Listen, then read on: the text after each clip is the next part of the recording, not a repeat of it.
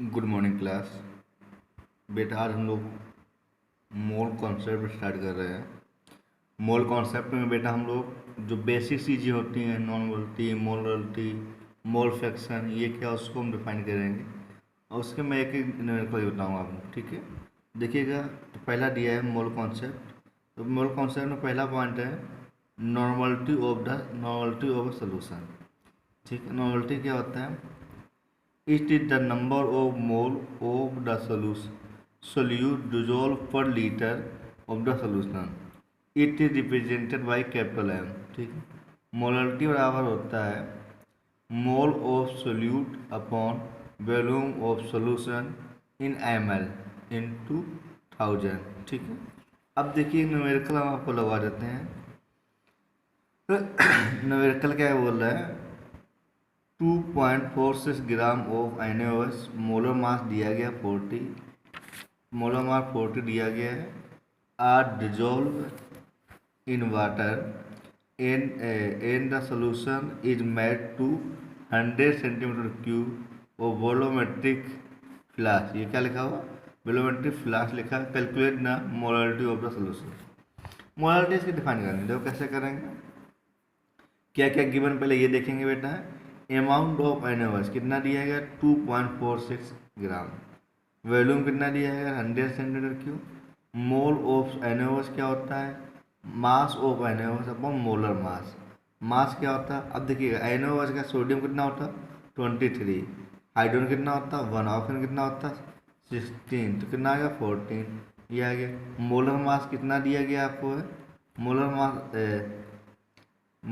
Mass of NaOH कितना दिया गया? 2.46 लिख दिया यहाँ पे। और मास कितना आया आपका? मोलर मास मतलब मॉलिक्यूलर वेट, तो ये आ गया। तो डिवाइड करेंगे वैल्यू तो 0.0615 आ जाएगी वैल्यू। ठीक है, अब मोलरिटी हमको निकालनी है। तो फार्मूला क्या था मोलरिटी का? आपने अभी पढ़ा, देखिएगा यहाँ पे, mole of solute upon volume of solution.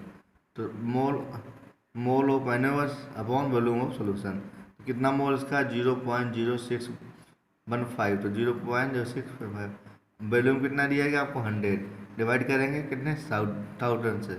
ठीक है, 1000 से डिवाइड करेंगे, वैल्यू आपकी कितनी आ जाएगी? 0.65।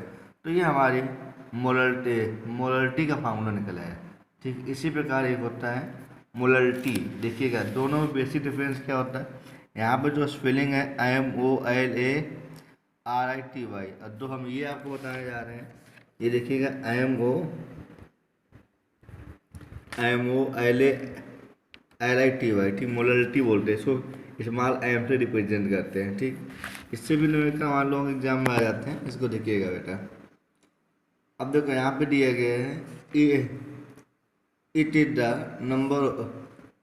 Number of mole of the solute dissolve पर 100 gram of the solvent. It is denoted by small m। ठीक है, तो स्मॉल m मोलरिटी और क्या हो जाएगा?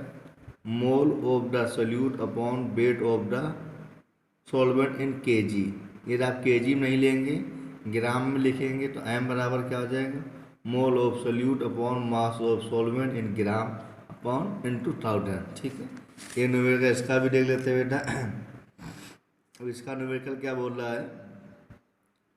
Calculate the molarity of A solution containing 20.7 gram of potassium carbonate dissolved in 500 ml of solution.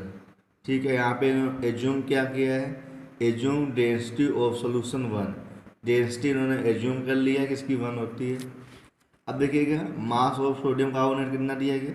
20.7 ये दिया गया। ठीक है, मोलर मास निकालेंगे इसका, तो पोटेशियम कितना होता है? 40 होता है। ठीक है, वैसे तो 39 लिखिएगा वहाँ पे। ठीक है, 40 कार्बन कितना होता है? 12 और ऑक्सीजन कितना? 16। मल्टीप्लाई कर लेंगे, 138 निकल जाएगा। मोल ऑफ पोटेशियम कार्बोनेट, तो देखिएगा मोल कितना दिया गया था यहाँ पे, इसकी वेट कितना दिया गया आपका? ये मोलर मास आपने निकाला है, तो इसको रख देंगे तो वैल्यू ये निकल आएगी।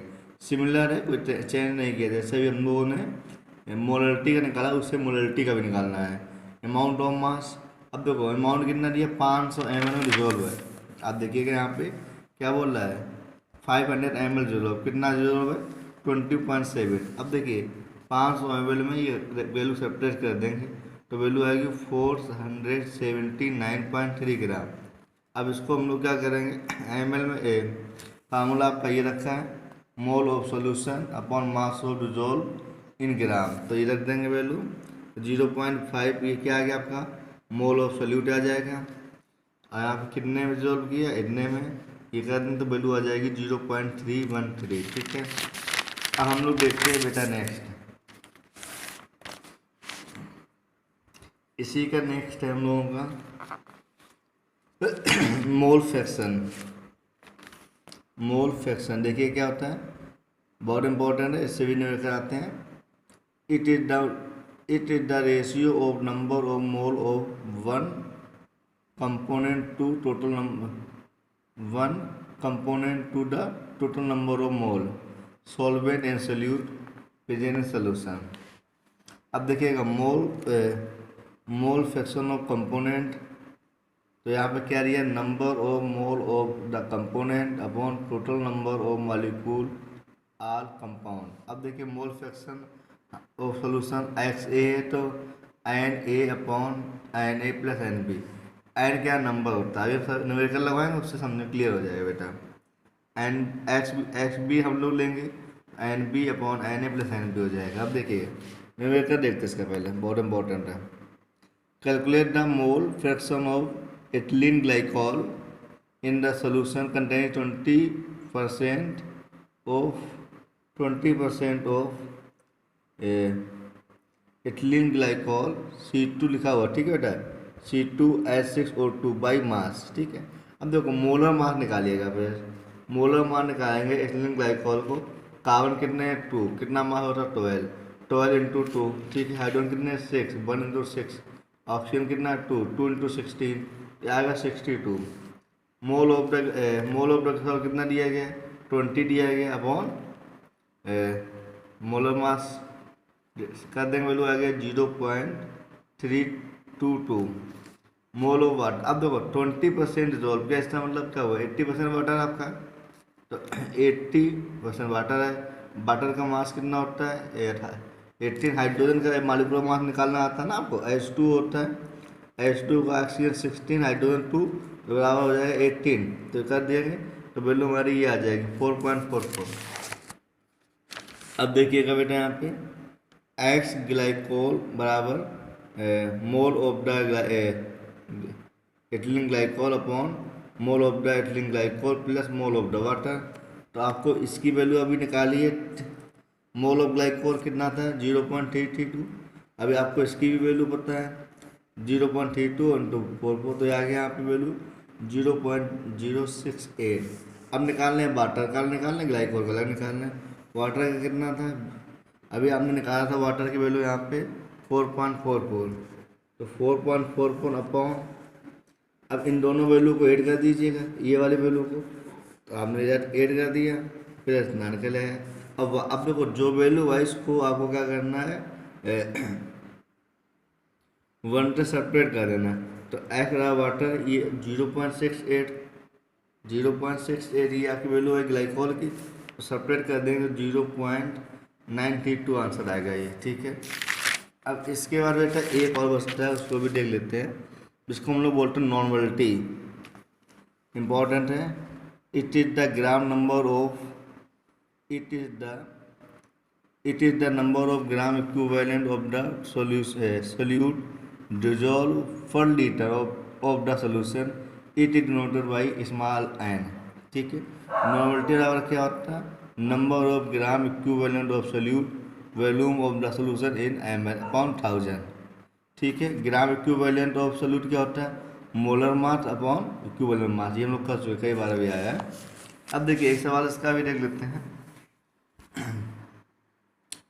Calculate the normality of the solution containing 31.5 gram of hydroxide hydrated oxalic acid. Formula होता है H2C2O4.2H2 in 1025 250 ml of solution. तो देखो और मास ऑफ ऑक्जेलिक एसिड कितना दिया गया है, मास आपको दिया गया 31.5